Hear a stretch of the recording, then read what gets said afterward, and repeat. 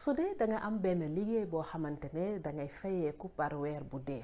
nga gis ne am na leneen loo xamante ne mun nga ci liggéey ngir yokk sa koom ngir gën a mun a faj say soxla su boobaa lan mooy li nga xamante ne war nga ko sóoraale walla lan mooy li nga xamante ne war nga ko moytu. salaamaaleykum maa ngi tudd Amina Diagne di leen dalal ak jàmm ci VSD Mina Pro damay faral di gis ñoo xamante ne mun na am immigré lañu beneen dëkk mais ñu ngi xalaat ne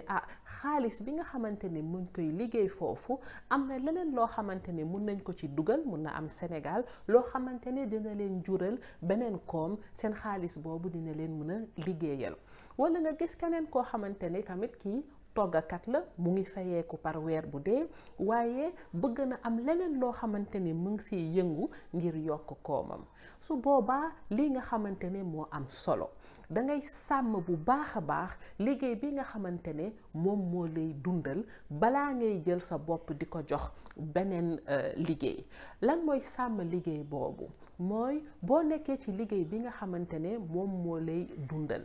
même boo bëggee commencer leneen tàmbali leneen doo jël ci temps bi nga xamante ne yaa ngi ci liggéey bi lay dundal tey nga ciy liggéeyu keneen kon su boobaa loolu ëllëg mun na la jural ay problème te yow pareegoo pour bàyyi liggéey boobu. kon da ngay njëkk xool bu baax a baax liggéey bi nga xamante ne ñu ngi la siy fay par weer bu dee lan la laaj boo demee ba xam liggéey boobu lan la laaj da nga koy liggéey ba mu mët sëkk boo paree ba liggéey boobu ba mu mët sëkk ci ngay mun a xool yow léegi mun nga jox bopp beneen liggéey bi nga xamante ne moom nga bëgg walla beneen liggéey bi nga xamante ne moom ngay yëngu kon dafa laaj nga ràññee ñaar yi bu baax a baax. soo demee nag ba ràññee ñaar yooyu bu baax a baax tamit mënuloo defandoo yépp ci benn fan bi foofu li ma lay conseiller mooy dangay xool ci biir semaine bi lan moo mun a nekk ci biir semaine boo xoolee lan moo mun a nekk ci biir semaine nga jël liggéey yi nga xamante ne ñoom ñoo nirool nga boole leen mun nga ne lundi de ci laay waxal ak ñi nga xamante ne bu dee da ngay jënd di jaay lundi moom ci laay waxal ak ñi nga xamante ne ci ñoom laay jënd mardi bi ci laay jël marchandise bi yépp photo ko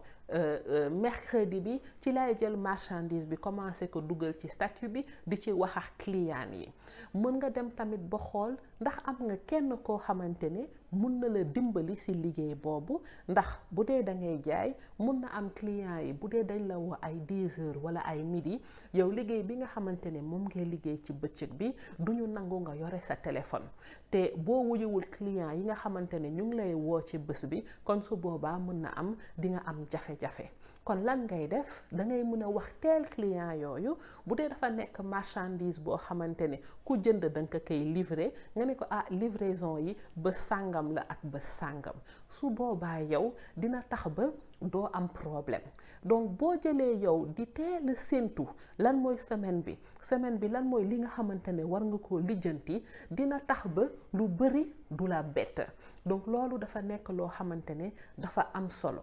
boo demee ba def loolu tamit am na yoo xamante ne war nga ko moytu li nga war a moytu mooy jël loo xamante ne yaa keneen a ko moom walla loo xamante ne mu ngi ci liggéey bi nga xamante ne foofu ngay fayeeku nga jël xaalis boobu di ko dugal yow walla nga jëfandikoo loo xamante ne ñu ngi la koy jox ci liggéey boobu nga koy jëfandikoo ci sa liggéeyu bopp loolu mun na la jural ay problème suba su ma jëloon benn exemple boo jëlee kuy togg même bu dee yow da nga nekk ci restaurant di togg xorom sax biñ lay jox walla poobar biñ lay jox mënuloo ko jël yow di ko utiliser bu dee da nga ne yow léegi da ngay tàmbali nekk sa traiteur bopp mënuloo jël xorom boobu dugal ko ci tamit war nga moytu loo xamante ne client bi du ne kii de bu ma liggéeyalee ci bëccëg bi dafay jël loo xamante ne entreprise bi war na ko mun a jaay mu koy defal boppam di ko jaay ci suuf walla mu ngi jël samay client di leen liggéeyal ci suuf loolu tamit dama lay invité nga moytu ko bu baax a baax bu dee da nga bëgg liggéey ñaari liggéey yoo xamante ne bii dañ la ciy fay te bële yow yaa ci am say client loolu laa leen andiloon ci question boobu beneen bi tamit dafa am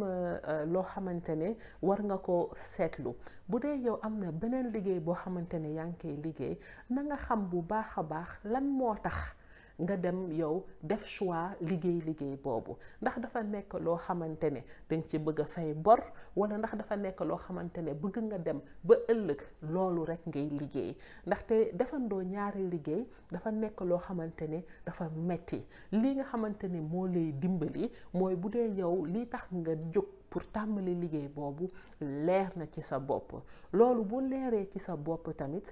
bul fàtte ne xaalis bi nga xamante ne sa liggéey boobu mu ngi la koy jural bu ko pasare bu ko yàq